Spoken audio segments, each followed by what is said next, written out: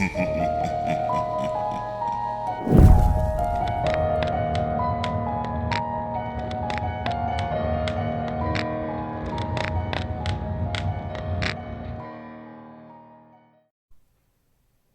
was only a child when I saw Krampus. My family had just immigrated to this country. We had left our every earthly possession behind, but the memories and stories of our homeland followed us on our journey. Once we arrived, we immediately settled into the same ghetto that so many others from our Eastern European village had. A decrepit row of 4-storied slums along an alleyway that was more sewer than street. Our father, during the few hours that he was home from the mill, said that we were better off here. But my sister and I missed the deep forests and high mountains that we had played in only a short time ago. Even when I tried to imagine myself back at home, my real home. The noise of the city always broke through my thoughts and brought me back to the alleyway. My mother tried her best to remind us of our old life, often as my sister and I were crawling into the bed, that we shared, of course. She would tell us her stories. The same stories that she said that her mother had told her. Some of the stories were exciting, others made us laugh. But a few terrified us. The most awful of which was a story that told of an evil one who went into the deepest part of winter to kidnap naughty children. We shuddered as she told us of how it would torment children just like us, and sometimes we would even pretend to fall asleep in the desperate hope that she would stop. But she always finished the story. Our father would often tell her to not fill our heads with such horrible things, that some tales from our homeland should remain there. Mother, though, would shake her head and quietly insist that it was quite dangerous to forget where we came from. Our lives continued like this for the next several months. I had believed that I would eventually come to see our forgotten alleyway as home, but its sense of foreignness persisted. In fact, it felt as though hardly anything had changed since we arrived. Our lives had neither improved nor gotten worse, and I still felt like an unwanted stranger in my own neighborhood.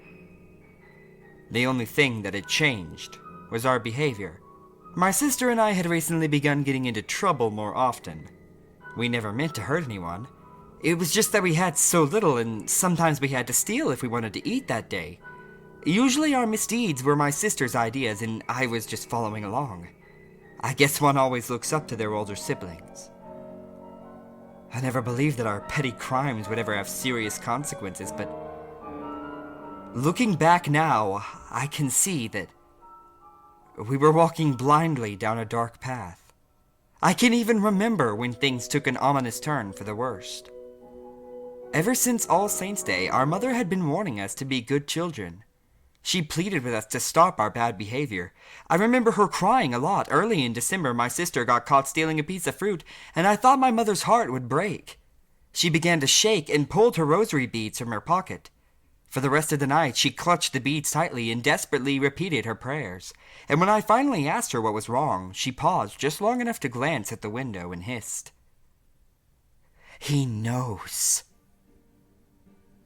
He knows. It might be too late." I didn't know what she meant, but I was scared. But my sister, however, didn't seem to care. The days passed and the temperature dropped.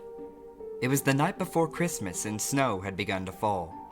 The heating had already gone out several times and the flickering lights threatened to go out as well. As we would be attending the sunrise mass the next morning, my father told my sister and I to go bathe. Suddenly, my mother began shrieking for us to not be alone. I heard my father quickly move towards her and begin trying to comfort her with his deep, soft voice. She quieted down some, but still insisted that they not be alone. My father told us to take our baths quickly, and then to join them. As we headed down the hallway towards the washroom, my sister sprinted ahead of me and stood in the doorway. "I'll go first," she said. "Don't worry, I won't be long," she laughed. I stomped my foot but said nothing as the door closed. On the best of days, there was barely enough warm water for everyone in our family to bathe. With the heat going out, however, there was likely only enough warm water for a single bath altogether. And my sister knew this. I bounced from one foot to the other as I stood outside the door trying to keep warm. I heard her draw the water and then begin singing softly to herself as she dipped into the water. After a few minutes, the singing had stopped and I began to fear that she had fallen asleep in the tub. And then I heard a noise. A sharp clacking noise, like someone was wearing wooden shoes. It was slow, but deliberate, almost like it was sneaking up on something. I knocked on the door and the clacking stopped. No answer. I assumed my sister was just ignoring me or possibly trying to irritate me as she often did. And then the noise began again, this time even slower. I pressed my ear to the door and held my breath. The clicking noise had stopped, but I could now hear a light tinkling sound, like the chime of 100 bells playing in the distance. I listened until I could hear my own heartbeat, and then I heard a soft splash. She hadn't fallen asleep. She was playing a game, waiting to see how long I would stand out in the cold hallway while she turned her fingers and toes into warm prunes. I knocked again, louder this time, still no answer. I was quite frustrated and cold by this time, and so, without another knock, I swung open the door and stepped inside. As I did, the power in our building went out. The hallway behind me plunged into total darkness, and I heard my mother give a cry of fright. I blinked my eyes a few times. The small heater in the corner of the washroom cast an eerie orange glow across the room. Feeling my way until my eyes adjusted, I stepped around the curtain at the end of the tub and began to scold my sister for taking too long.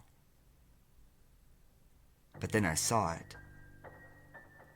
It was standing beside the tub, and though it was hunched over, it must have stood nearly 7 feet tall with its horns adding another foot or so.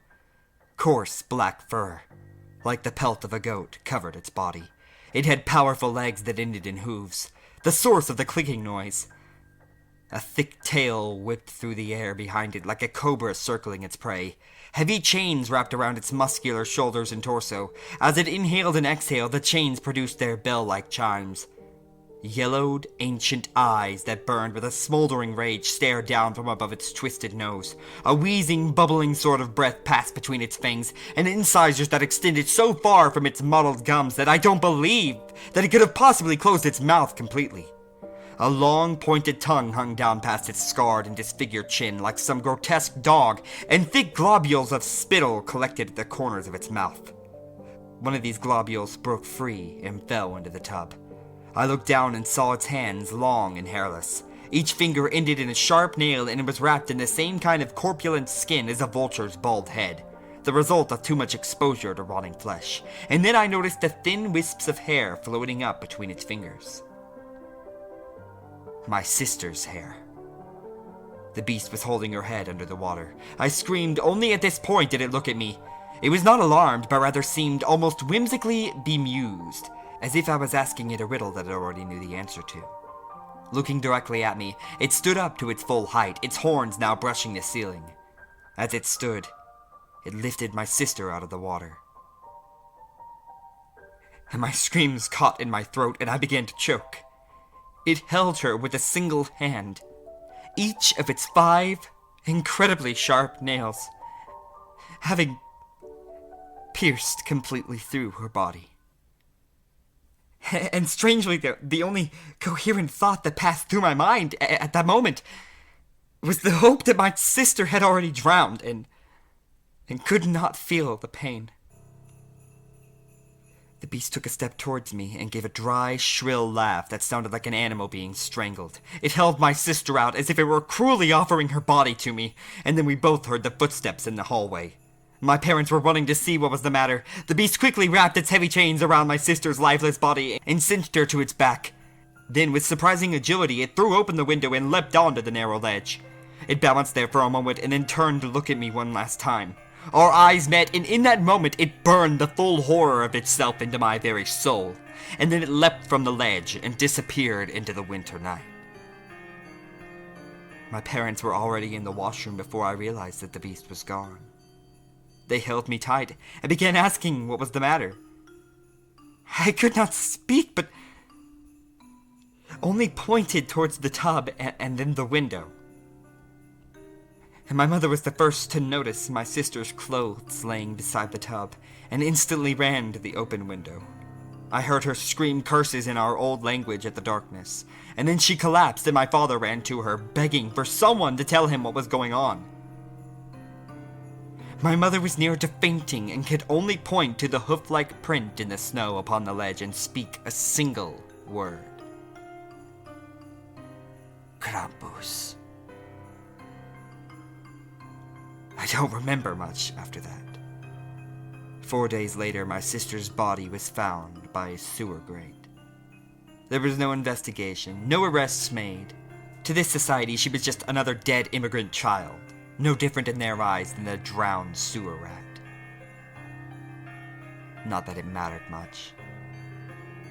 No manhunt would ever turn up that creature, which was not a man. I am old now.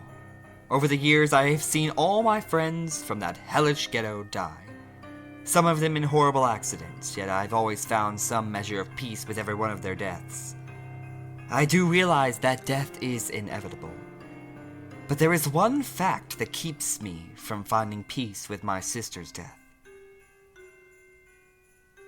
You see, when the police officer came to visit my family,